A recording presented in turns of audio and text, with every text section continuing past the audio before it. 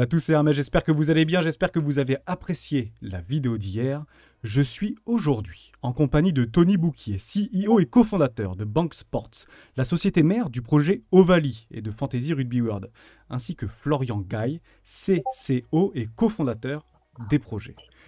Vous avez tous deux eu différentes expériences professionnelles, des postes à responsabilité en France comme à l'étranger, notamment à Londres, et vous avez un point commun. Un point commun qui nous intéresse très particulièrement. Vous êtes fan de rugby.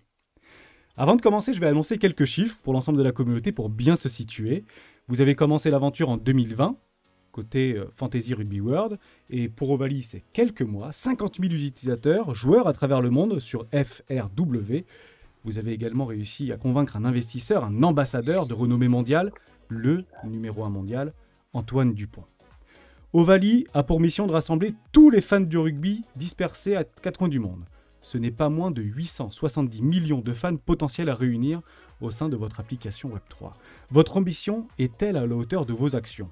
Tout pour les joueurs, les amateurs et les collectionneurs. Gérer notre équipe, participer à des compétitions, gagner des récompenses. Des partenariats officiels. 30 clubs professionnels dont Top 14, Pro D2, MLR, c'est la Ligue de rugby américaine. Ovalie est partenaire officiel de la Ligue nationale de rugby qui permet de commercialiser des cartes NFT de plus de 1500 joueurs sous contrat professionnel. Pour conclure, et je vous cite, conçu par des experts, développé par les meilleurs, tout ceci n'est que le début. Avant de rentrer dans le vif du sujet, je vais vous demander très rapidement, si vous êtes d'accord, de vous présenter. On commence par Tony, si tu veux commencer, c'est à toi. Ça marche. Bonjour à tous et du coup, merci de nous recevoir pour cette interview. Donc, je suis Tony Bouquier, le cofondateur et CEO de Bank Sport. Donc, comme tu le disais, qui a produit FRW et Ovalie. Voilà, on est à l'origine du projet avec Florian qui va se présenter après, mais vraiment en tant que fan de rugby et de gaming, plus particulièrement des jeux de fantasy. Et c'est un peu de là qu'est née l'histoire en se disant, vu que ça n'arrivait pas en gros, le rassemblement de ces deux mondes qu'on affectionnait, on a décidé de le faire nous-mêmes.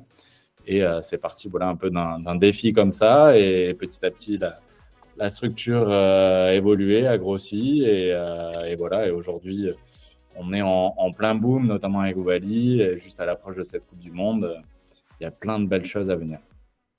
Florian, je te laisse te présenter rapidement. Alors, enchanté, merci de nous recevoir, Vincent. Donc, moi, c'est Florian Gaille, je suis le CCO de Ovalie et co-founder de Bank Sport, oui, avec Tony. Après, il est un petit peu résumé un peu tout. On est avant tout des passionnés de rugby qui avons créé un projet autour du sport que l'on aime, gros passionnés aussi de gaming, de fantasy, et on a réuni nos passions à l'intérieur de notre compagnie, tout simplement. Merci pour cette présentation, ça permet d'éclairer la communauté, on sera nombreux à vous écouter, ce sera à disposition de l'ensemble de la communauté, et on va tout de suite entrer dans le vif du sujet, et je vais poser une première question qui je pense va poser toutes les bases de notre échange d'aujourd'hui. On va parler donc sport, on va parler surtout business, on va parler startup, Web3, blockchain, NFT, appli et rugby. Mais avant ça, revenons à l'instant zéro. Vous avez une expérience certaine dans l'univers des jeux communautaires. On parle ici de FRW. Êtes-vous réellement satisfait des résultats que vous avez obtenus avec Fantasy Rugby World? Et si oui, pourquoi avoir décidé de plonger corps et âme dans le Web.3? Pourquoi avoir voulu accélérer dans ce changement et ces ruptures technologiques, hormis de vouloir tout simplement surfer sur une hypothétique hype dans le futur? Alors, effectivement, il y a plusieurs sujets là-dessus. Le premier, par rapport à FRW, on est forcément extrêmement content et fier d'avoir eu cette réussite-là de manière complètement organique, en plus d'avoir plus de 50 000 joueurs vraiment et passionnés, qui nous a permis d'être leader sur le marché du fantasy Web 2, avec au final très peu de moyens. Et il y a un petit côté, ça a été une sorte de MVP dans le sens où voilà, c'est notre premier jeu qu'on a fait évoluer. Qui a déjà démontré tout l'engagement qu'il pouvait y avoir, mais on s'est aussi rendu compte de certaines limites qu'il pouvait y avoir, déjà dans la partie jeu, sur le côté vraiment fantasy puriste d'une équipe complète avec des statistiques détaillées qui peuvent être à la fois un plus pour les experts et un frein pour ceux qui ne connaissent pas trop et pour lesquels ça peut être un peu plus compliqué à appréhender. Ensuite, au-delà de ça, pourquoi le Web3? Alors forcément, on s'y intéressait, on va dire, à titre un peu plus personnel, sur tout ce monde de la crypto, des NFT, des jeux play to earn. Et donc, forcément, on regardait ça avec un œil intéressé, sans se douter au tout début de voir vraiment les utilités possibles vis-à-vis de ce qu'on faisait au sein du jeu. Mais là où on a vraiment décidé de faire un peu ce pas et cette transition, c'est que dans la philosophie même du Web3, il y a justement cette idée de communauté, vraiment de rassembler autour d'un projet, d'un token, d'une crypto, d'une blockchain. Donc, il y a vraiment ce côté écosystème qui nous a vraiment plu, et avec le fait que ce soit quelque chose qui soit derrière gagnant pour l'ensemble de l'écosystème. Dans le sens où, par exemple, sur FRW, pour que le business, la plateforme soit rentable et puisse évoluer, il y a soit, en gros, vu que c'est une application gratuite, soit de la rémunération via la pub, mais ça amène un petit frein à l'utilisation du jeu, c'est un peu moins sympa. Soit après tout ce qui peut être achat in-app, mais qui, pareil, pousse un peu les utilisateurs à dépenser de l'argent pour quelque chose de complètement éphémère, sur lequel il n'y a pas vraiment de propriété.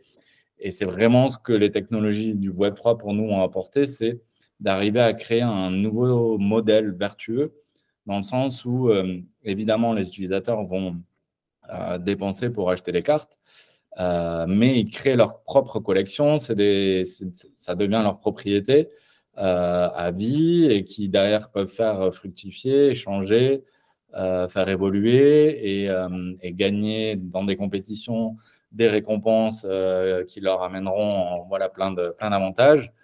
Tout ce qui va être ensuite, on va dire, ayant droit, donc les ligues, les clubs, les joueurs, on sentait qu'ils trouvaient ça forcément très cool et intéressant, la partie gaming, parce qu'on sait que la gamification peut amener plus d'engagement auprès des fans.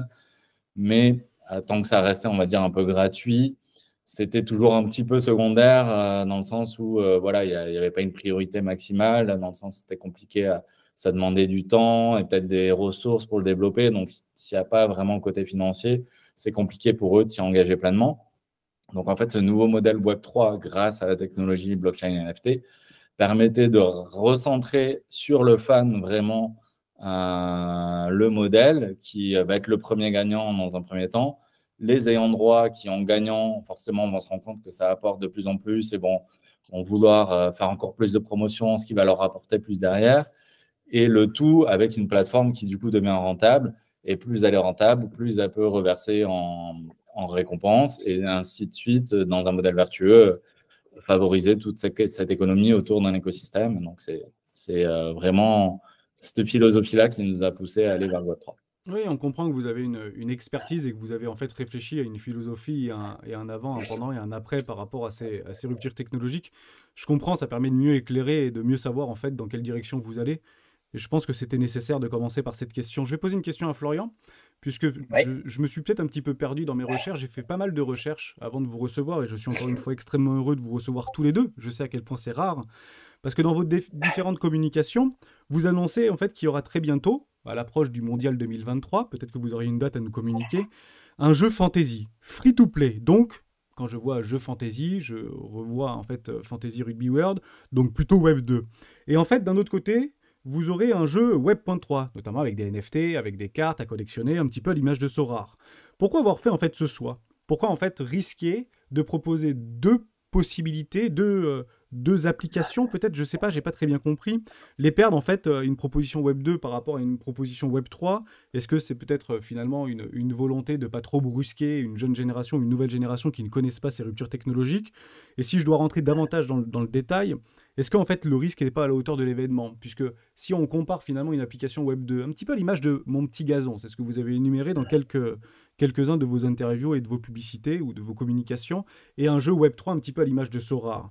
Est-ce que finalement, si je reprends Mon Petit Gazon, lorsqu'il y a le mondial de football, on avait d'ailleurs fait un travail, un jeu avec l'ensemble de la communauté des rois pendant le mondial de 2022 au Qatar, et ça avait super bien fonctionné, et bon, on comprend bien, et moi le premier, qu'il y a 80% des utilisateurs qui quittent cette application à la fin de l'événement. C'est sympa sur le coup, ça permet de fédérer, mais au fond, on sait très bien que 80-90% des personnes vont quitter en fait cette application juste après l'événement. Or, Votre objectif, si on comprend bien et qu'on a une vision à long terme, c'est clairement de tenter de rediriger un maximum d'utilisateurs vers l'application mère, l'application qu'on voit, l'application qu'on veut, l'application qu'on attend. Alors comment en fait vous avez imaginé cette proposition de valeur? Comment vous avez imaginé et comment vous avez construit cette application un peu fantasy, free-to-play et Web.2, donc Web.3? Est-ce que tout est au même endroit? Est-ce que c'est des choses séparées? Comment vous avez imaginé le truc et comment ça va s'articuler? Florent, est-ce que tu peux répondre à cette question? Il y a pas mal de sujets là. Il y a pas mal de questions et pas mal de sujets. Donc, la première des choses, c'est faire attention entre le Web 2 et le Web 3, entre l'offre de FRW qui est existante et notre nouveau produit qui est le futur de notre compagnie, qui est Ovalie. Donc, c'est deux produits différents. Le produit Ovalie, donc le jeu free-to-play, sera disponible dans Ovalie. En fait, c'est un point d'entrée pour notre plateforme Web3. C'est-à-dire que ce qu'on n'en voulait pas, c'est que ce soit qu'un jeu qui soit uniquement payant. C'est-à-dire que tu sois obligé d'acheter tes cartes. Donc en fait, tu vas d'abord rentrer, jouer sur la plateforme au même titre que ce que tu feras quand tu auras tes cartes payantes, juste avec des cartes qui sont des cartes communes, qui sont des cartes qui n'ont pas de valeur NFT, qui ne sont pas mintées, qui sont des cartes classiques. Et malgré tout, avec cette compétition en fait qui s'appellera All Star Free, avec cette compétition, tu auras quand même l'opportunité de gagner tes premières NFT ou tes premiers rewards. Par contre, il n'y aura qu'une seule compétition free-to-play. Et ensuite, tu basculeras sur la partie beaucoup plus élaborée Web3, où là, tu retrouveras toutes les compétitions par niveau de rareté, mais ça nécessitera d'avoir des cartes NFT. Pour revenir au côté Web 2 de FRW, ce qu'on ne voulait pas, c'est faire une transition. On est des experts en fantasy rugby. Je vais recouper plutôt avec MPG. MPG, tu parlais des gens qui partent d'MPG, qui font la compétition et qui partent. Mais c'est exactement ce pourquoi le Web 3 amène toute la valeur, si tu veux. C'est qu'en fait, la valeur sur le Web 2, elle est dans l'intensité d'une compétition et souvent ponctuelle. C'est là où tu as de l'intensité et tu perds de l'intérêt au fil de la compétition, voire au fil du temps. Pourquoi? Parce qu'il y a l'engagement qui perd. Je vais prendre un exemple. Tu crées une ligue avec tes copains. Si tu commences à être dernier de ta ligue, bon, ben, à mi-saison, tu commences à te désintéresser et après, tu ne vas pas jouer. Et c'est là où le Web3 donne beaucoup plus parce que tu vas avoir des centres d'intérêt, que ce soit dans le trading de tes cartes, que ce soit dans chaque week-end avoir des rewards différents, des targets différents et voire même combattre tes copains durant la semaine avec une version PVP qui arrivera après. Donc, c'est là où justement, il y a une grosse différence entre un jeu Web3 et Web2 et notamment un jeu comme un MPG et ce que l'on va produire, c'est l'intérêt que tu vas générer tout au long de la saison puisque tu vas être sur un intérêt renouvelé chaque week-end. Donc, pour revenir à FRW, petit à petit, on ne voulait pas non plus casser et créer une rupture entre ce que l'on a réalisé et qui a été bien réalisé depuis son lancement, et plutôt amener les gens à appréhender via le free-to-play, la promotion du free-to-play, tout en incarnant FRW, et faire plutôt une transition naturelle entre les deux jeux, petit à petit, pour pouvoir les tourner vers le free-to-play de Ovalie et peut-être plus tard rentrer, s'intéresser aux NFT et générer des nouveaux engouements autour du jeu Web3. Ok, donc en fait, il y aura une transition relativement lente et sans douleur pour les gens et celles et ceux qui sont extrêmement attachés à Fantasy Rugby World.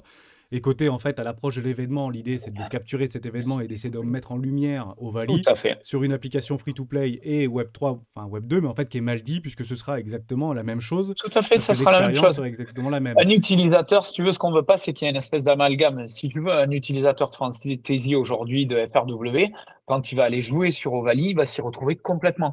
Il va retrouver des algorithmes qui ont encore évolué, donc qui sont encore plus performants. Il va retrouver tout l'intérêt qu'il a dans son jeu de fantasy. Donc justement, on ne voulait pas que les gens croient qu'il y ait une barrière ou quoi que ce soit. Non, on veut leur dire, allez essayer, vous allez vous régaler parce qu'on a créé des nouveaux systèmes, et on en parlera, je pense, au niveau des algorithmes, un système de notes qui est incroyable, qui nous a pris des années et pouvoir le développer et le lancer sur Ovalie. Un peu à la façon d'un FIFA où tu vas avoir des notes avec des datas faciles à voir. Et au final, Ovalie va devenir beaucoup plus accessible que FRW, comme le disait Tony au préalable, va devenir beaucoup plus accessible parce qu'il va demander un petit peu moins de ressources, de connaissances au niveau du rugby pour pouvoir y jouer. Et c'est vrai que ça va créer beaucoup plus d'engouement et de facilité à rentrer dans le jeu. Ok. Et si je peux ajouter une petite Ouais. chose, effectivement, sur le pourquoi aussi l'événement spécial Coupe du Monde, c'est vrai que le modèle en lui-même ne bougera pas, que ce soit entre la Coupe du Monde ou avant, après, dans le sens où il y a vraiment cette compétition gratuite qui permet de jouer dès le début du jeu, justement, sur l'ensemble des compétitions de manière gratuite. Et ensuite, si on veut, de commencer à acheter des cartes, collectionner et aller sur les autres. Et du coup, en fait, sur la Coupe du Monde, cette compétition gratuite sera sur la Coupe du Monde, mais ensuite, quand la Coupe du Monde se terminera, elle continuera avec les autres compétitions de top 14 et tous les autres championnats également. Donc ça, c'est un premier point. Et le suivant aussi de pourquoi un peu avoir une partie gratuite, il y a plusieurs sens, mais il y a un qui est vraiment important pour nous, c'est que ce qu'on vend en premier lieu, c'est une expérience de jeu. Et disons qu'on est suffisamment confiant justement sur l'expérience qu'on peut offrir et par laquelle on pense pouvoir attirer en plus grand nombre, vraiment avoir un côté plus mass adoption des fans de rugby dans le monde, notamment autour de cet événement, en commençant sur quelque chose de gratuit pour qu'ils puissent tester, se rendre compte qu'ils s'éclatent à y jouer, même si c'est en partie gratuite, voir ensuite tout le potentiel qu'il y a en allant sur les parties les autres compétitions où il y a énormément de récompenses à gagner. Et dans ce cas-là, voilà, ça va les attirer petit à petit à y aller. Et même si sur la Coupe du Monde, c'est gratuit, derrière, ils retrouveront tout leur autre championnat pour continuer à jouer tout le reste de l'année dessus. Donc, il n'y aura vraiment pas ce côté rupture de une fois la Coupe du Monde terminée, on s'en va. Ils seront sur la plateforme, ils seront utilisateurs, logiquement, ils auront aimé le jeu. Et du coup, ils pourront, on va dire, continuer à s'éclater sur tous les autres championnats derrière le reste de l'année. Ok, c'est très intéressant et je te remercie de donner beaucoup de détails dans cette réponse. Et ça me donne en fait une transition très naturelle, quelque chose peut-être qui nous concerne tous et peut-être qu'au fond je ressemble à pas mal des membres de la communauté. Je vais être tout à fait franc, généralement sans langue de bois. Je suis très fan de rugby. J'aime beaucoup le rugby, je suis fan, et j'aime aussi beaucoup le foot. J'aime en fait surtout les grandes compétitions sportives. Je regarde la Coupe du Monde, mais je regarde pas forcément la Ligue 1 ou le championnat anglais ou le championnat espagnol. Mais je regarde un petit peu le top 14 quand il y a mon équipe qui joue. En gros, je suis plus rugby que foot. Or, quand on parle de foot et quand on parle de rugby et qu'on essaie de les associer, c'est peut-être pas la meilleure approche. Pourquoi ? Puisqu'en fait, dans beaucoup de nos communications et des communications que j'ai pu retrouver sur Internet, en fait, on compare toujours Ovalie, le Sorare du rugby. Ou quand on parle ici de World Rugby, Fantasy Rugby World, on va partir peut-être un petit peu à mon petit gazon ou mon petit prono. Et en fait, on fait toujours une espèce de racolage ou une espèce d'association entre les footeux et les rugbyman. Or, ma question est la suivante. Le plus important lorsqu'on veut lancer un projet, c'est justement, et surtout dans le gaming, d'essayer de capitaliser sa capacité de rétention de nos utilisateurs et de nos visiteurs. En somme, leur donner une image propre, une image forte, sans pour autant à chaque fois associer dans une forme en fait de lancement plus ou moins rapide, parce qu'il faut aller vite maintenant par rapport au lancement du mondial de rugby, et c'est un événement important. Mais si on revient par rapport à l'expérience utilisateur, comme tu le dis si bien, hein, Tony, je pense que c'est important de mettre le doigt là-dessus, en fait, c'est ni plus ni moins que déjà ce qui en sera révélé. Et en fait, à ce stade, je me dis qu'à l'avancement du projet, je ne sais pas où est-ce que ça en est, parce qu'on ne voit pas encore l'application, on ne voit pas encore le jeu, on ne voit pas encore tout ça. On a une marketplace sur les yeux, qui est déjà très bien, ça permet de nous rassurer dans le sens où ça avance. Mais finalement, est-ce que vous n'êtes pas, suffisamment confiant par rapport à vos capacités de sortir un jeu incroyable pour en fait vouloir l'associer à Sorare? La deuxième question qui est en fait dans la même direction, c'est où est-ce qu'on en est par rapport à au bêta test? Où est-ce qu'on en est par rapport à l'application? Quand est-ce que ça sort? Est-ce qu'on va pouvoir y jouer rapidement? Est-ce que vous avez déjà lancé pour certaines personnes, certains passionnés, certains qui sont peut-être déjà dans Fantasy Rugby World qui déjà peut-être touche à l'application? Est-ce qu'il y a déjà eu une bêta qui est sortie? Est-ce qu'on va être cette bêta-là avant le mondial? Voilà, deux questions en une. C'est un, l'association et cette volonté en fait de communication entre le Sorare du rugby ou mon petit gazon, un petit peu à l'image de Fantasy Rugby World. Et deux, au niveau de la bêta, au niveau de l'applicatif, en fait, c'est clairement ce qui nous intéresse le plus.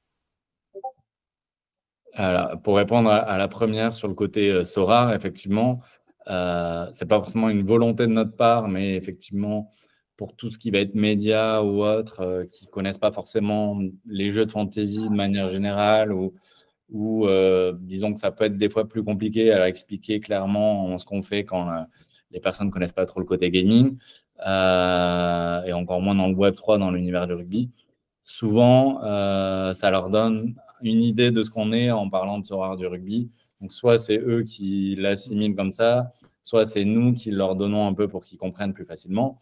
Mais notre volonté, c'est évidemment pas de dupliquer le modèle Sorare sur notre sport. Voilà, on a déjà, nous, notre expertise sur notre sport qui est propre et qui est complètement différente de celle du foot. Et une vision même, on va dire long terme, qui est vraiment différente de celle de Sorare, qui, pour nous, on les remercie forcément parce qu'ils ont montré que le modèle marchait. Donc forcément, c'est un atout pour présenter à beaucoup de personnes forcément comment ça marche. Mais disons qu'ils ont un produit pour nous qu'ils ont gardé plutôt simple en termes d'expérience de jeu, de gaming, de fantasy, dans le but de ensuite l'horizontaliser sur d'autres sports. Donc c'est pour ça qu'ils sont allés sur le baseball, sur la NBA, donc ils ont d'autres sports en tête aussi.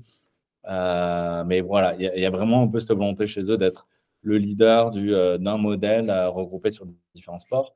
À la différence, nous, c'est qu'on est 100% en focus rugby et c'est vraiment quelque chose ce vers quoi on veut se consacrer à 100% et en allant beaucoup plus loin par contre en termes d'expérience de jeu, déjà dans le jeu de base fantasy, mais dans tous les autres modes de jeu qu'on va développer avec du player versus player, avec du digital. Il y a plein de choses qui arrivent, d'autres types de cartes aussi, pas que des cartes joueurs qui amèneront une expérience plus poussée dans la création de son équipe et de son club de manière générale. Et qui ensuite aussi va plus loin dans toute l'expérience, on va dire Web3. Donc voilà, ça se fera étape par étape, mais avec l'idée, déjà la grande différence d'avoir créé un token, on y reviendra sûrement après, j'imagine, mais et tout ce que le Web3 pourra nous apporter ensuite dans le côté vraiment écosystème, au niveau de l'engagement, du fan token, du ticketing, merchandising, de la gouvernance. Voilà, il y a plein de choses qu'on va pouvoir développer justement aussi, qui nous donnent vraiment beaucoup d'axes à avoir, qui sont pour le coup sur l'intégralité en fait du rugby et devenir la plateforme numéro 1 mondiale de l'entertainment digital autour de ce sport. Et c'est prévu pour quand? Est-ce qu'on a le droit éventuellement à une date? On voulait parler bêta testing, on voulait parler applicatif. Ouais. On veut y aller, toute quoi. façon, On a envie. Moi, je suis impatient. Ça fait des mois qu'on parle d'Ovalie. Et puis finalement, il y a une marketplace. Ok, super. Donc, je sais pas, 70, 84. Mais on en est où là? La marketplace, c'est le jeu. Le jeu sortira pour le début du championnat, donc la semaine avant, probablement aux alentours du 18 août. Donc là, tu pourras sortir, il y aura les ligues disponibles, free to play, et tu prépares tes équipes pour la Coupe du Monde également, donc tout sera live. Super. Avec une première partie bêta sûrement, justement sur les premières journées avec notre communauté qui est déjà qui va tester pour nous. Justement, qui pourra tester. Et avant ça, il y aura une petite surprise aussi avec d'autres développements qu'on peut dévoiler là, mais en partie notamment le lancement du secondary market qui permettra justement tout le côté trade des joueurs au niveau de leur carte. Et évidemment, ensuite d'être 100% ready et open au grand public début septembre pour la Coupe du Monde et toutes les autres compétitions aussi. Ok, formidable. Au moins, on a une date et on est impatient de l'avoir. Mais j'ai envie de presque dire que c'est demain, puisque avant la rentrée. Ça arrive vite. Ça va aller vite. Ouais. Ce sera, entre guillemets, la première phase de la promesse, finalement, qui sera au grand jour. Et j'espère que ce sera une belle deuxième. Je dirais la deuxième. La première, c'était de rassembler tout le monde autour d'une marketplace, pas mal de ligues, etc. Maintenant, on va sortir le jeu et ensuite, il y aura toutes les évolutions, que ce soit les évolutions de ligue, etc. Oui, d'ailleurs, en parlant de la marketplace, tu as raison de le rappeler, ça a d'ailleurs très très bien marché. Je crois que vous avez fait plus de 150 ou 200 000 euros de vente sur la marketplace. Vous étiez au-dessus de vos attentes, donc bravo pour ça déjà. Hein. On ne fait que... Merci. C'est vrai qu'on le constate, mais en amont, des fois, on ne sait pas trop où est-ce qu'on va. Est-ce que ça va marcher? Est-ce que notre communauté est derrière? Je sais plus, je vais peut-être dire une bêtise, mais je crois que vous avez plus de 10 000 personnes sur le Discord actuellement au niveau de Ovalie. Je crois qu'on n'est pas l'entrée. Un petit peu moins, je crois qu'on est dans les 7000, mais 7000 personnes. Moi, je le suis un petit peu de loin. Je reçois pas mal de qui est notifications. déjà super, et en plus, qui est très active et vraiment On a une super communauté. Ouais, est-ce que c'est peut-être, je vais peut-être vexer quelques footeux, mais c'est peut-être à l'image du rugby, hein, les fameux gentlemen du rugby. C'est vrai qu'on a une plus belle. Et ayant fait les deux, alors c'est vrai que j'ai une faible expérience. On passe un petit peu sur le côté de la question et puis on reviendra dans le vif du sujet. Mais c'est vrai que j'ai eu la chance de participer et de voir des matchs de France, de l'équipe de France et des matchs de l'équipe de France de rugby. C'est vrai que l'ambiance est peut-être beaucoup plus. Je vais pas envie de dire agressive, beaucoup plus fire dans les matchs de foot et beaucoup plus en fait respectueuse dans les matchs de rugby. Quand il faut faire des silences, quand il y a par exemple des pénalités, etc. Ça, c'est des choses qu'on voit pas à la télé, c'est des choses qu'on voit en fait pendant les matchs. Et c'est vrai qu'il y a une vraie polarisation entre les fans de rugby ou en tout cas les personnes qui vont regarder des matchs de rugby et des matchs de foot. Si c'est votre cas, bah mettez-les-moi dans les commentaires si vous ressentez ça, mais j'ai pas du tout envie j'ai envie de dire, ça dépend des équipes hein, quand même, hein, parce qu'il y a quelques équipes, ça siffle un peu, quelques clubs, on a un peu cette problématique-là, mais c'est vrai que d'une manière générale, il y a cette valeur du rugby qu'on aime protéger et qu'on espère qu'il perdurera un maximum. Des fois, c'est un peu cliché, mais... Okay. Ouais, voilà, c'est un peu je suis passé un peu du coup, Karen. Mais bon, je trouvais ça intéressant. Juste voilà, d'abord, je lance une pierre un peu une bouteille à la mer pour savoir si je suis le seul dans ce cas-là ou si vous le ressentez aussi. Si non, ça se ressent énormément. Ouais.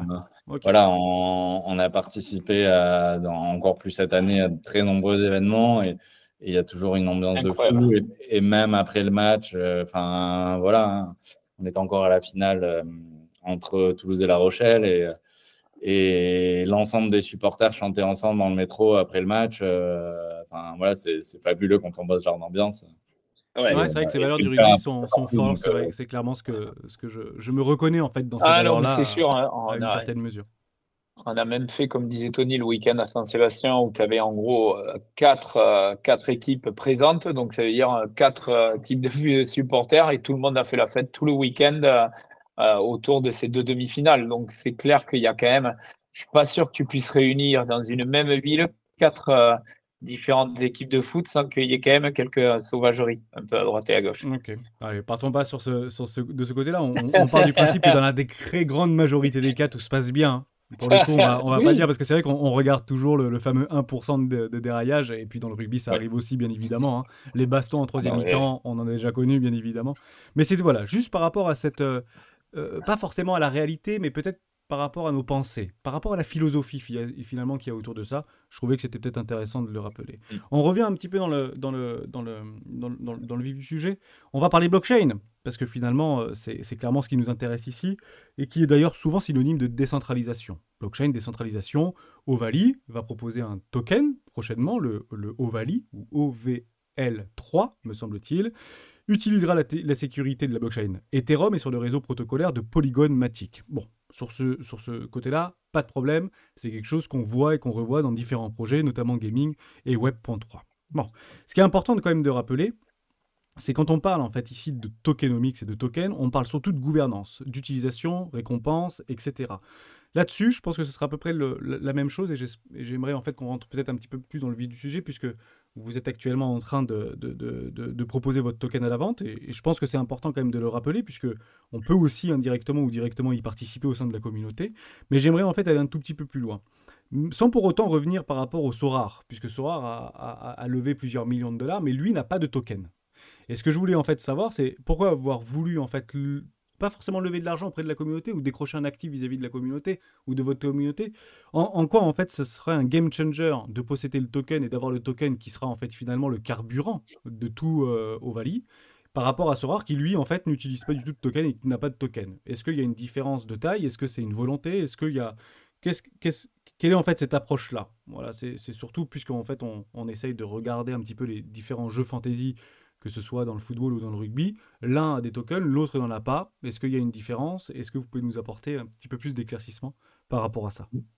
Ouais, pas de souci. Alors, c'est vrai que je l'évoquais un peu tout à l'heure hein, dans le côté philosophie. Pour revenir au début de la question, effectivement, sur le côté financement, C'était pas du tout la première approche, en tout cas dans le sens où l'intégralité du business plan de la société a été fait justement sur la levée de fonds en equity qui a déjà eu lieu et qui du coup ne dépend pas du token en gros pour développer derrière le jeu, la plateforme, le marketing, tout ça. Donc évidemment, forcément, ça apporte un certain financement qui peut aider à accélérer toute la croissance, justement, aller plus vite chercher d'autres ligues, se développer sur d'autres marchés.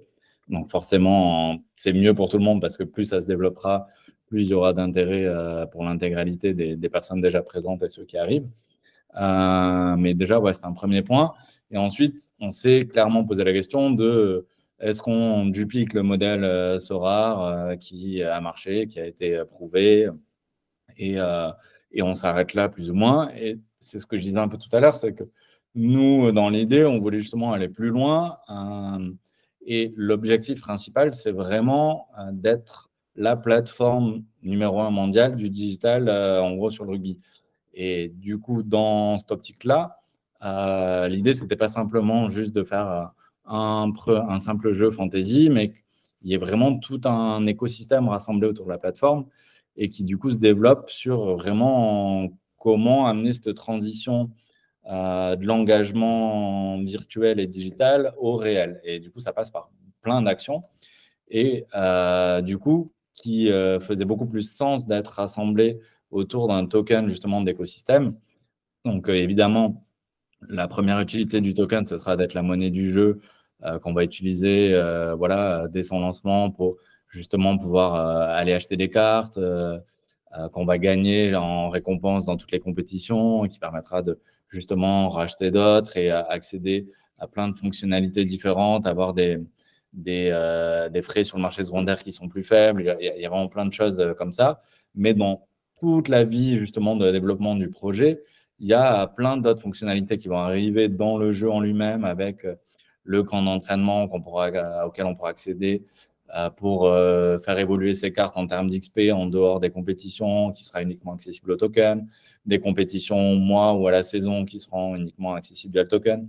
Il y a plein voilà, de fonctionnalités qui vont amener cette utilité-là. Et ensuite, il y a même les autres modes de jeu, parce qu'on l'a évoqué brièvement aussi, il y a l'idée du player versus player qui permettra un nouveau mode de jeu complètement différent du fantasy, même si on utilise tous les statistiques de base pour faire la note du joueur, mais qui permettra de jouer 24 sur 24, 7 sur 7, avec ses cartes contre d'autres utilisateurs de la plateforme, et qui fonctionnera aussi tout autour du token. Et ensuite, dans une vision un peu plus long terme et globale aussi, même si on est déjà en train d'en discuter avec les ligues et les clubs, il y a tout ce côté, on va dire, fan token, expérience. Alors, ça peut englober beaucoup de choses et certains n'ont pas forcément toujours la même vision.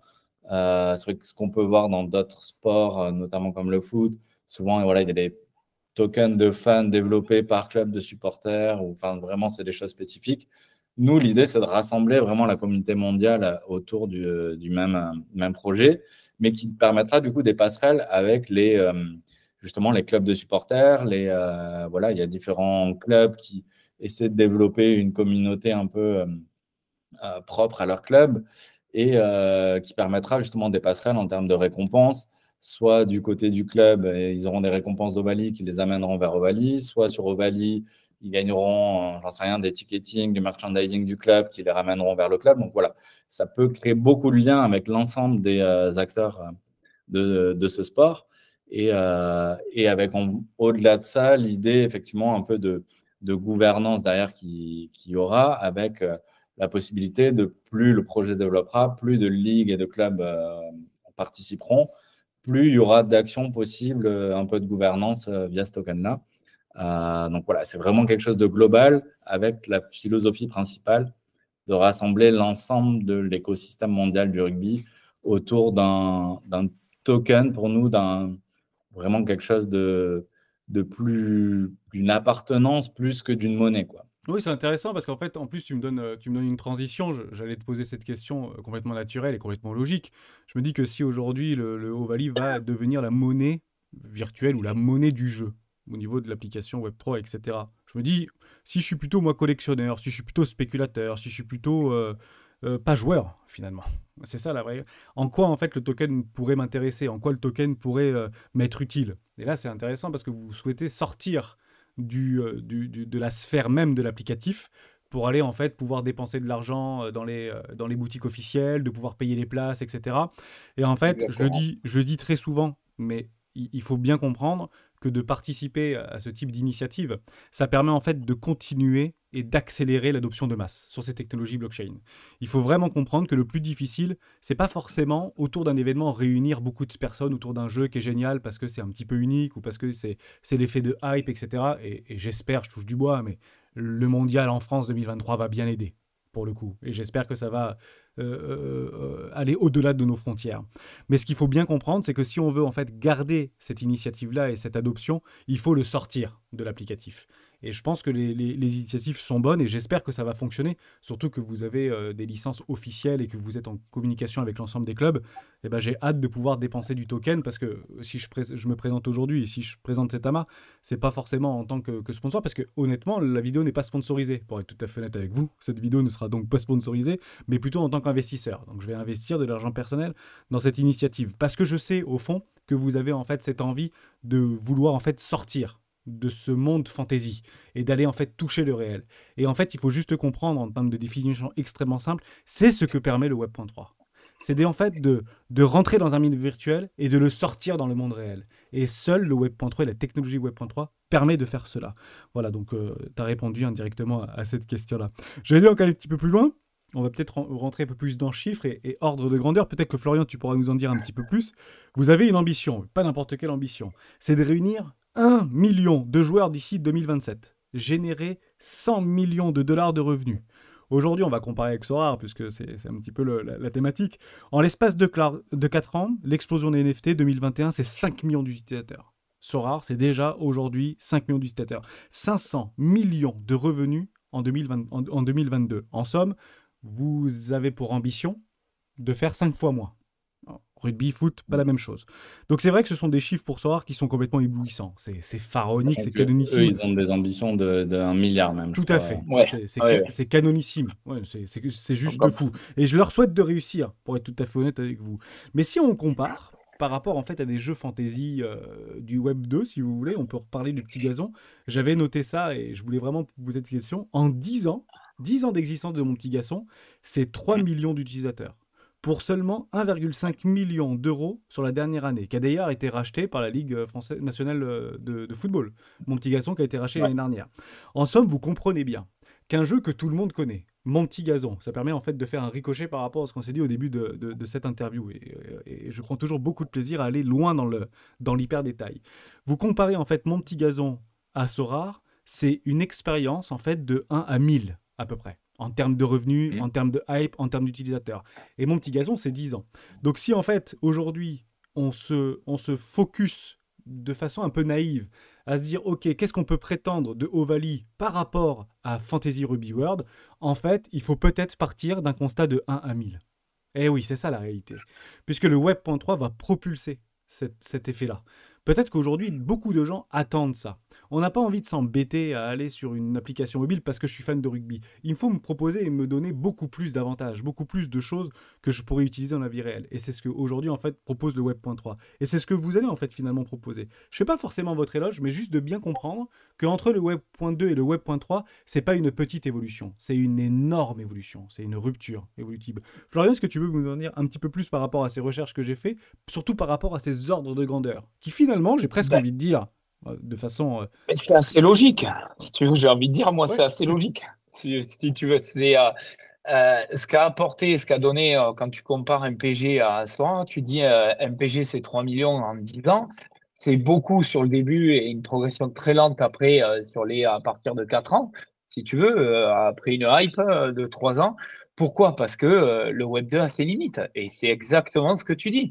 C'est que ce que peut amener le Web 3 est sans limite, si tu veux, par rapport à la fin d'expérience. Et je vais donner un exemple qui est très simple qu'on a fait récemment. Je ne sais pas si tu as vu la vidéo des fan expériences qu'on a pu offrir à nos fans via notre plateforme. Elle est exceptionnelle, si tu veux. On a envoyé des fans, on a fait 4 expériences fans, une aux Utah Warriors, à Salt Lake City, une à la Nouvelle-Orléans, une à Toulouse et une à Toulon.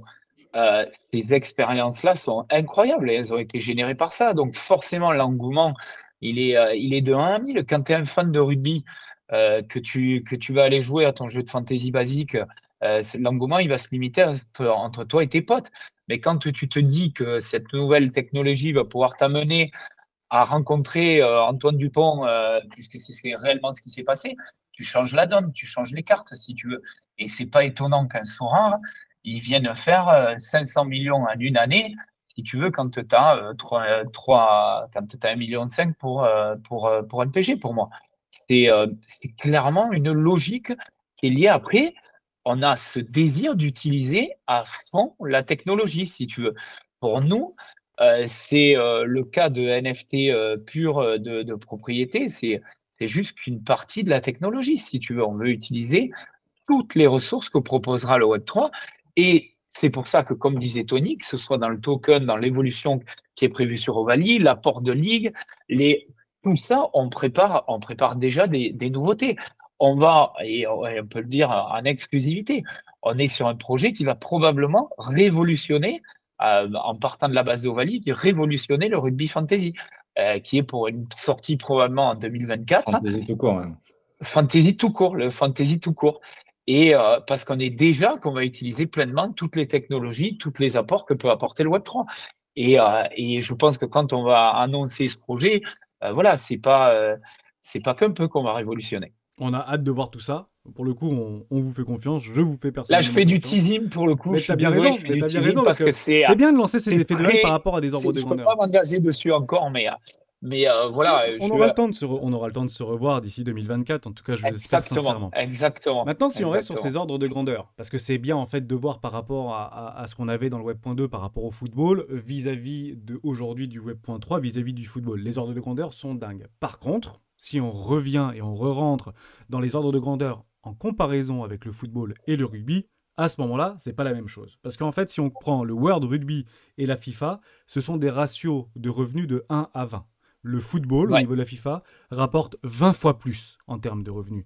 Si vous parlez en termes de rémunération des joueurs, eh ben c'est des ratios de 1 à 40. En moyenne, les joueurs de football sont payés 40 fois plus ou 40 fois mieux que les joueurs de rugby, etc., etc. En somme, on va pas se mentir, le foot ramène beaucoup plus, mais beaucoup plus d'argent que le rugby. Or, il y a un truc qu'on oublie souvent de rappeler, c'est que le rugby, depuis les 10 dernières années, est en très forte croissance partout dans le monde. On parle d'une croissance de près de 30% sur les 10 dernières années. Et c'est en fait en ça qu'il faut, quand on corrèle l'adoption de masse avec les technologies du Web.3 et des ruptures du Web.3, c'est quel, aujourd'hui, secteur est en croissance. Et aujourd'hui, on peut le dire, on peut l'attester, le rugby est fortement en croissance depuis maintenant une dizaine d'années. Et bien ça tombe bien, puisque finalement tout ce qui est gaming, NFT, etc. vont parfaitement en fait s'embriquer dans cette nouvelle forme de révolution technologique. Donc on peut dire, très franchement, qu'il y a un paquet de fans de rugby à travers le monde. On parlait quasiment de 1 milliard, donc c'est 870 millions de personnes, et ça donne en fait une question. Bon, très simple et très directe. En fait, on a bien compris que le nerf de la guerre de Ovalie, c'est d'avoir des exclusivités de ligue, d'avoir des joueurs en NFT. Et le but du jeu, c'est de vous retrouver que vous, en fait, en termes de distributeurs ou de marketplace au niveau de ces NFT. Comment vous avez ficelé finalement vos contrats? Comment vous avez verrouillé la porte d'entrée par rapport à cet NFT? Parce que oui, on le sait, vous avez répondu à des appels d'offres, vous les avez gagnés, on vous en félicite. Maintenant, les gagner, c'est bien, les conserver, c'est mieux. Comment vous avez fait en fait au niveau contractuel pour pouvoir les verrouiller? Dès lors, finalement, est-ce qu'on peut partir du principe que Ovalie va avoir une autoroute devant lui pendant peut-être les 10 prochaines années par rapport au NFT, par rapport à la technologie des NFT? Est-ce que vous pouvez nous en dire un peu plus? Parce que je me positionne là plutôt en tant qu'investisseur. Moi, d'avoir en fait un contrat d'exclusivité sur 3 ans, ça me va bien, mais ça ne me va pas vraiment en tant qu'investisseur. Parce que moi, je vois plutôt à 10 ans. Est-ce que vous pouvez répondre à cette interrogation? Ouais, clairement c'est la même vision. On a eu cette vision dès le début. Il y a plusieurs points dans tout ce que tu as dit. Tu parlais de l'évolution, le ratio par rapport au football, tout d'abord, de 1,40, etc. Après, la potentialité du rugby, elle est 1000 fois plus importante que le football dans son évolution. Pourquoi? Parce que Le football, c'est professionnel depuis, je crois, les années 1890 ou quelque chose comme ça. Le rugby, c'est 1885, je crois, précisément. Le premier FA Cup en professionnalisme en 1985. Angleterre. 1885, le football. Le football en Angleterre. La première année de professionnalisation. Première année qui a considéré le première année professionnelle de football. C'est 1995 en France, le rugby, quoi. C'est il y a 100 ans d'écart. Donc, si tu veux, le développement, il est presque qu'à ses prémices, j'ai envie de dire. Et si tu regardes la vitesse à laquelle on est en train d'évoluer dans le rugby, comme tu disais, c'est un sport qui se développe le plus en plus. C'est un des sports majeurs en développement. Ce qui se passe, c'est que le football a bénéficié de plein de plateformes pour se développer. Le premier FIFA, il date d'il y a bien longtemps. Si tu veux, il a mis en avant tous les joueurs de foot. Ils en sont au FIFA 25 ou 30, j'en sais rien. Tout ça, ça a contribué à mettre en avant le footballeur et à générer des nouveaux revenus, à générer des sponsorings, à générer des attractions. Ça a été une branche importante du développement du football pour moi. C'est quelque chose que le rugby n'a jamais bénéficié et quelque chose que nous, on va amener. Et pour répondre encore une fois à ce ratio aussi, on a eu cette vision, et ce n'est pas une vision, ce souhait de réunir tout le monde autour de nos licences. C'est-à-dire que le rugby étant presque qu'à ses prémices en termes de potentialité, on sait qu'on a besoin de toutes les ligues, de tout le monde autour de notre construction pour pouvoir avoir une attraction mondiale et avoir un impact. Donc, du coup, quand on a déployé le projet, depuis toujours avec FRW, mais encore plus avec Ovalie, quand on a commencé à acquérir des licences officielles, on a dit il nous faut des licences de longue durée, voire très longue durée, pour pouvoir démarrer des fondations, créer. On ne va pas générer des millions dès le début, il va falloir générer tout ça, il va falloir le bâtir, il va falloir le structurer, et il faut le structurer avec des accords de ligue et avec des ligues tout autour du monde. Donc, on a déjà concouru pour l'appel d'offres de la Ligue nationale de rugby, où toutes les autres compagnies Web3 ou concurrents à l'époque avaient essayé d'avoir les droits, où on a gagné les droits, et ces droits s'étalent jusqu'à sur 9 ans. Donc, on ne parle pas de 3 ans, comme tu disais, 3 ans. Non, on parle de 9 ans. On a fait la même chose sur la partie États-Unis, développement de 9 ans. Et on discute actuellement avec l'URC, on discute avec la Premiership, on discute avec la SAMSA, on discute avec toutes les autres ligues pour avoir le même système de déploiement. Pourquoi ? Parce que qu'est-ce que veulent les ligues ? Les ligues, ils veulent un produit qui a des licences, qui ne va pas s'arrêter demain, et pas tous les projets. Tu sais, à l'approche de la Coupe du Monde, on en a vu plein des projets opportunistes. Des gens qui arrivent, qui se disent, il y a la Coupe du Monde qui arrive, que ce soit dans chaque sport. Quand l'Olympisme arrive, les Jeux d'hiver, les Jeux d'été, tu as toujours des personnes pleines d'idées, mais qui sont surtout des opportunistes. Nous, notre projet, on l'a déployé il y a 4 ans. Il y a 4 ans qu'on travaille dessus. On est les leaders mondiaux. On a déployé des algorithmes. On a investi plus de 2 millions d'euros déjà dans notre compagnie, dans des développements et dans le déploiement. Ce n'est pas pour du one-shot. Et les ligues, à l'heure actuelle, elles nous regardent différemment. Maintenant, elles nous regardent comme l'unique potentielle compagnie qui va déployer mondialement et qui va enfin apporter cette pièce manquante au rugby, qui est la tech, la technique, la visibilité sur le côté digital du rugby. Ok, donc je comprends bien. En somme, l'idée d'Ovalie, c'est de créer une expérience unique, complètement et sans équivalent par rapport à d'autres jeux fantasy qui peuvent se trouver. En tout cas, Florian, merci infiniment pour toutes ces précisions et ton engouement par rapport à ce projet que tu portes. Et si je le comprends bien, on est encore là minimum pendant 9 ans. Puisque si tu as validé des contrats d'exclusivité par rapport à ce projet-là, honnêtement, c'est je pense, dans cet amas... du monde aux USA. En 2031. Ouais. Excellent, parce qu'honnêtement, c'est ce qui est peut-être la phrase la plus importante de cet échange, c'est le fait que vous avez en fait complètement verrouillé l'entrée pendant les quasi 10 prochaines années. Et ça, je pense que c'est une très grande force, et j'espère, et je suis convaincu que vous saurez en faire extrêmement bon usage pour les prochaines années. Il y a un événement qui s'est passé, honnêtement, ça m'a surpris, parce que je ne m'attendais pas à ce type de choses, c'est que les collections des cartes Ovalie sont maintenant disponibles sur le marché de Binance NFT. Ça, honnêtement, je vous tire mon chapeau. parce que c'est pas évident de rentrer dans les petits papiers de Binance et de rentrer sur la marketplace de Binance. Donc vraiment, je tiens à vous féliciter par rapport à ça. Vous y trouverez des cartes exceptionnelles. Merci. C'est du Antoine Dupont, c'est du Grégory Aldrich, ça va être du Charlie Kansang, etc. Vous avez à peu près tout le monde sur la marketplace actuellement. Vous pouvez l'acheter directement, vous avez des enchères en direct. Ça, c'est en plus de la marketplace qui est encore disponible actuellement sur Ovaly. Donc l'idée, c'est si vous voulez des cartes de jeux directement NFT, vous avez toujours la marketplace Ovaly, bien évidemment. D'ailleurs, je vous mets toujours tous les liens dans la description si vous souhaitez en profiter. Mais vous avez également Binance. Si vous êtes utilisateur de Binance, et bah, partez du principe que Ovaly sont sur Binance et c'est juste formidable. Maintenant, on va se poser une question parce que la surprise est de telle. Honnêtement, comment on fait pour entrer chez Binance? Comment on parvient à travailler avec eux? C'est quoi en fait les contraintes? Est-ce que c'est des contraintes financières, des contraintes technologiques, des contraintes juridiques? Franchement, comment on bosse avec Binance et comment vous avez réussi à les décrocher? Parce que on a déjà fait plusieurs amas avec pas mal de technologies Web.3, de jeux, etc. ou de tokens. Hein, et bah, ils y sont toujours pas sur Binance et vous y êtes. Comment on fait pour entrer chez Binance? Alors, effectivement, il y a beaucoup de sujets, il y a beaucoup de contraintes. Voilà, c'est des mois de discussion, sachant que ça englobe beaucoup de possibilités aussi.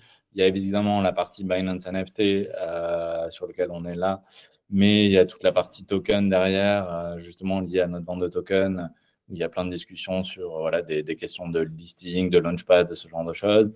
Il y a le côté fan token aussi qui essaie de développer de leur côté, qui peut amener des passerelles avec le jeu, nous, en amenant des récompenses de Binance sur notre jeu, en fait, qui ferait justement un peu des liens aussi. Voilà, il y a beaucoup de sujets. Dans le côté contrainte, effectivement, il faut quelque part avoir prouvé un peu au départ l'engouement, de l'intérêt, de la structure du projet, La vraiment viabilité, ouais. la viabilité, les fondations solides, le développement qui est à venir. Enfin, il y a un peu tout ça qui rentre en compte. Avoir une communauté un peu suffisante aussi qui prouve que voilà, il y a déjà du monde qui est intéressé par le projet, il y a de l'engouement. Après, sur le côté technique, bon, bah, forcément, il y a certains paramètres qui sont plus compliqués. Il y avait aussi, par rapport à cette collection NFT, l'idée pour eux ils voulaient vraiment avoir une partie, enfin, vraiment le point le plus important, c'était d'avoir une partie de collection vraiment unique. Donc, ils visaient vraiment certaines cartes et pas forcément rentrer dans la quantité autant que peut l'être notre marketplace. Et pour nous, il y avait l'idée aussi de pas non plus faire un duplicata de notre marketplace. Donc, c'est pour ça que l'opération s'est articulée en fait sur un modèle qui est hebdomadaire où chaque semaine, on met tous les joueurs en gros d'un club de top 14, un club de Pro D2, un club de MLR, des 3 championnats qu'on couvre. Et qui permet du coup, parce que c'est vrai que sur notre marketplace, bon, il y a tout un système d'algorithmes qui permet de relâcher des cartes un peu de tous les clubs, tous les niveaux, toutes les positions. Mais du coup, les utilisateurs ne savent pas forcément quand est-ce qu'ils auront la carte de leur joueur préféré ou de la rareté qu'ils veulent ou ce genre de choses. Et là, du coup, sur cette opération Binance, il y avait voilà, l'idée d'avoir des cartes uniques, comme on voit là, Thomas Ramos ou Romain Tamac et Antoine Dupont cette semaine avec le Stade Toulousain, qui sont parmi vraiment les 3, et on va dire pour Dupont, on peut dire le meilleur joueur dans tous les cas. Donc c'est vrai qu'il y a ce côté unique pour eux. Et pour nous, il y a quelque chose de différent dans le sens où c'est uniquement certains clubs chaque semaine.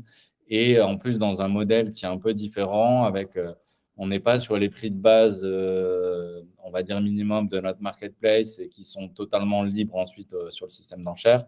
Là, il y a des prix qui sont évalués en fonction déjà des premiers retours un peu de notre marketplace, justement pour définir un prix de départ. Et pareil pour le prix, il y a un prix de buyout qui permet à ceux qui veulent absolument la carte de pouvoir l'acheter en direct en bypassant un peu les enchères. Forcément, un prix bien plus élevé.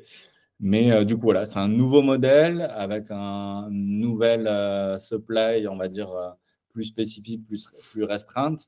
Et vraiment quelques cartes uniques et super rares en priorité pour vraiment donner un peu ce côté partenariat unique entre les deux et qui permet justement d'avoir quelque chose d'un peu nouveau et qui voilà, relance un peu d'engouement aussi pour tous les utilisateurs. pour ceux de Binance de découvrir Ovaly. Donc, vraiment, voilà, ça se fait un peu dans les deux sens. Nous, de notre côté, on a un lien de référal aussi qui permet à tous nos utilisateurs, toute notre communauté qui n'aurait pas un compte sur Binance, de pouvoir s'inscrire et gagner une carte NFT gratuitement. Donc, voilà, on leur amène des utilisateurs, ils nous en amènent aussi. Il y a un côté gagnant-gagnant qui est intéressant pour les deux. Ah bah excellent, on le mettra dans la description, tu m'enverras ce lien, comme ça pourra faire peut-être des personnes qui ne sont pas déjà sur Binance. Je sais que c'est quand même beaucoup de francophones qui sont sur Binance, mais si vous n'êtes pas sur Binance et vous voulez recevoir une petite carte NFT gratuite, bah je mettrai votre lien dans la description avec grand plaisir. On va finir cette interview, merci pour cet échange, on arrive quasiment à l'heure de cet échange et je prends toujours un réel plaisir à partager avec vous et votre vision. C'est plutôt ce qui nous intéresse, nous, chez les Rois, parce qu'on est plutôt investisseurs, plutôt que spéculateurs, traders, plutôt court-termistes. J'espère qu'on a quelques fans de rugby ou de sport en général dans la communauté qui seront peut-être sensibles à cette démarche-là et à cet échange. Je vais peut-être finir sur une mauvaise note et on essaiera de la rattraper après. Il y a récemment une nouvelle loi concernant les influenceurs, bien évidemment, dont je fais partie, en tout cas c'est comme ça qu'on me caractérise, et également les différents projets crypto, notamment dans la francophonie, et notamment en France. La législation est pour moi plus claire, donc c'est quand même bien d'avoir une base et un cadre plus clair, je pense que ça va dans le bon sens, et notamment dans le sens de l'adoption, donc pour moi c'est des choses, j'en vois que des choses plutôt positives sur le long terme, mais peut-être qu'à court terme, c'est peut-être moins sympathique, et surtout pour l'ensemble des projets naissants, qui sont aujourd'hui encore au stade de lancement, peut-être de levée de fonds, de tokenomics, de private sales, etc., ou de side sales, etc. Il y a eu des obligations d'enregistrement, de la déontologie, de la publicité, etc. Aujourd'hui, est-ce que Ovaly s'inscrit pleinement dans cette logique de transparence, de cadre juridique par rapport aux différentes lois ? Est-ce qu'il faut plutôt montrer patte blanche ? Est-ce que vous montrez patte blanche aujourd'hui ? Est-ce qu'il y a eu un impact ou est-ce qu'il va y avoir un impact sur vos différentes ambitions ? Et au contraire, est-ce qu'on peut peut-être en voir une forme d'opportunité ? Et si oui, lesquelles ? Pas de souci. Tu passes, tu veux y aller, Florian ?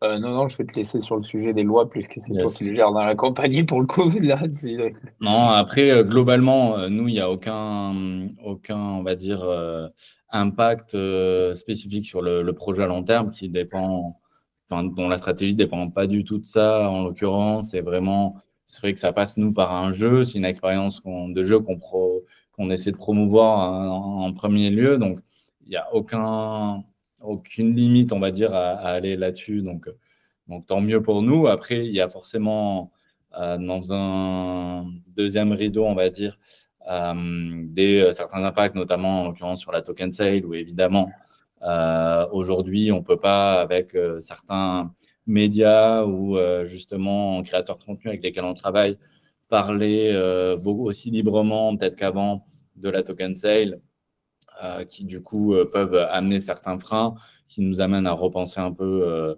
certaines choses là-dessus. Mais voilà, c'est un peu là à court terme aujourd'hui, parce que ça vient juste de sortir, qu'il faut se réadapter. Il y a des choses comme ça, mais dans notre vision long terme, globalement, pour nous, ça n'a vraiment pas du tout d'impact. En l'occurrence, il y a plutôt d'autres lois, notamment en France, qui sont en train d'être réfléchies côté gouvernement sur justement le nouveau cadre dans lequel on évolue, donc qu'ils appellent les JONUM, les jeux à objets numériques échangeables et monétisables, qui va essayer de verrouiller, de contrôler, réguler un peu ce nouveau monde Web3 gaming.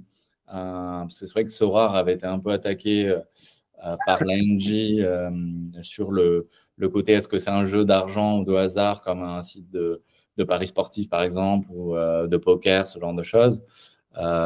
Globalement, tout le monde a été d'accord pour dire que c'était complètement différent, donc il ne fallait pas que ça rentre dans ce cadre-là. On est tous d'accord pour dire que c'est bien de réguler pour pas qu'il se passe n'importe quoi non plus et justement, et qu'il y ait quand même une barrière à l'entrée pour éviter que des projets scam ou autres puissent arriver et faire n'importe quoi. C'est bien pour tout le monde, pour les utilisateurs, mais aussi pour les autres projets qui, justement, ont un message beaucoup plus fort. Après, il ne faut pas non plus que ça freine. Donc, c'est vrai qu'il y a des idées, des directions que peut prendre le gouvernement sur ce côté-là qu'on suit avec attention. Mais bon, globalement, on est vraiment très confiant là-dessus. On part sur des bonnes choses avec le fait de protéger l'utilisateur dans un premier lieu. Donc, Ça, je pense que c'est positif. Il faut juste laisser suffisamment de liberté pour que, justement, toutes nos sociétés françaises dans ce domaine, dans le monde du Web3, qui sont vraiment donc, parmi les plus gros précurseurs, puissent s'exprimer librement. Je pense que c'est important aussi. Il y a deux parties légales en Angleterre et en France. Mais on est surtout bien accompagné par un avocat. Mais effectivement, oui, on avait suivi dès le début, même au moment de l'appel d'offres de la Ligue française. Il faut savoir que c'était un appel d'offres vraiment très, très, j'allais dire lourd. Enfin, je ne sais pas comment, je ne trouve pas le bon mot, mais vraiment très conséquent, qui touchait tous les domaines, que ce soit justement ce côté juridique, le côté protection des données, le côté, j'en sais rien, enfin, toute réglementation fiscale ou autre. Et justement, sur cette partie-là, on avait forcément eu besoin d'être bien accompagné. En l'occurrence, c'était le cabinet Orwell, qui accompagne aussi Sorar, et qui justement nous accompagnait sur comment allaient être nos tokens, bien réfléchir en amont, qu'est-ce que ça a impacté et en quoi est-ce qu'il y avait besoin justement d'enregistrement ou non. Et en l'occurrence, dans tout ce qu'on va réaliser, que ce soit en termes d'NFT ou de tokens, il n'y a pas besoin d'enregistrement auprès de l'AMF, il n'y a pas besoin de PSAN ou ce genre de choses. Donc, voilà, c'était quelque chose pour lequel on avait besoin d'être rassuré aussi, pour être sûr de ne pas dépendre de ce genre de choses. Après, évidemment, ça évolue toujours, donc on suit un peu les différentes réglementations, mais sur ce côté vraiment plus lié à l'AMF, nous, on respecte le cadre légal on anticipe même un peu le futur cadre légal en allant dans ce sens-là pour être sûr d'être dans les clous, notamment en termes de fiscalité, par exemple, ce genre de choses. Bah, excellent, oui, c'est vrai que c'est plutôt rassurant. Finalement, on avait bien compris, déjà sur une première loi qui était passée en 2019, me semble-t-il, dans la loi Pacte, au niveau de la France, qui avait déjà mis un premier cadre juridique et qui avait déjà, en fait, évoqué les cryptographies, les actifs numériques et les NFT, mais j'ai un petit doute par rapport aux NFT. Je sais que maintenant, c'est clairement... Il y avait toujours un flou sur les NFT. Il y a toujours mais c'est même pas un flou, finalement, c'est plutôt une... On doit appliquer la TVA, par exemple, ou ce genre de choses. Ouais, ça, je pense que ça va au côté fiscalité. Je fais tout à fait confiance au gouvernement pour aller dans le sens de la fiscalité. J'espère qu'on en sera... protégé le plus longtemps possible pour qu'on puisse en fait se développer. C'est ça le nerf de la guerre, c'est encadrer et réguler, mais pouvoir en fait continuer à évoluer et à progresser d'un point de vue technologique. Je pense que la France est on en discutait avant même de commencer cet échange, et je pense que la France va dans le bon sens. Dans le bon sens de l'adoption de la technologie et de l'acceptation. On va peut-être plutôt dire comme ça, l'acceptation de la technologie. Je suis très heureux en fait que vous ayez pris ce sujet au sérieux, puisque c'est encore une fois rassurant. C'est pas quelque chose qu'on crie en fait sur les communications, les publicités ou les vidéos qu'on peut faire. Je pense honnêtement, et je suis très heureux que vous êtes accompagné par un des plus grands cabinets londoniens. Bravo pour ça, puisque c'est vrai que, on le rappelle, vous êtes également en Londres et en France, et puis j'espère partout dans le monde et en Europe, parce que vous travaillez aussi aux États-Unis. Je vais m'arrêter là-dessus. J'espère qu'on a été extrêmement clair et qu'on vous a apporté un maximum de valeur. Je le dis, je le redis, je me positionne dans cet échange en tant qu'investisseur personnel de votre projet. Je vais donc vous accompagner pendant les prochaines années. J'espère qu'on ira loin ensemble. Et je me ferai un plaisir de vous retrouver d'ici quelques mois. Peut-être pas avant la Coupe du Monde 2023, parce que je pense que vous aurez peut-être d'autres choses à faire. Mais peut-être essayer de trouver d'ici quelques mois après la Coupe du Monde, voir un petit peu les résultats que vous avez pu obtenir et pour en reparler à la communauté. Je le dis, je le rappelle, je mettrai donc tous les liens dans la description si vous souhaitez en savoir plus sur le projet Ovaly, un projet donc naissant. On en verra les premières briques technologiques d'ici le 18 août, me semble-t-il, si Florian, je me suis pas trompé dans la date, mais à partir de, en tout cas, courant août, fin août, on aura déjà les premières briques, et je me ferai un plaisir de vous remettre tout ça dans le Discord des rois du marché, puisque sur le Discord, vous avez un petit onglet sur Ovaly, et je me ferai un plaisir de pouvoir vous mettre quelques communications à l'intérieur. Avant cela, vous pouvez aussi aller sur Twitter, aller sur leur propre Discord, on en a parlé dans cette vidéo, je vous remets tous les liens dans la description, et sur ce, je vous donne le mot de la fin, Tony ou Florian, qui vous voulez, je vous donne le mot de la fin, et je vous remercie infiniment pour cet échange avec qui et j'ai toujours pris un maximum de plaisir. Merci beaucoup, merci à toi Vincent, et à très bientôt. Merci à tous et à tous d'avoir suivi cette vidéo jusqu'au bout. On se retrouve demain dans une prochaine vidéo des rois du Bitcoin. Ciao.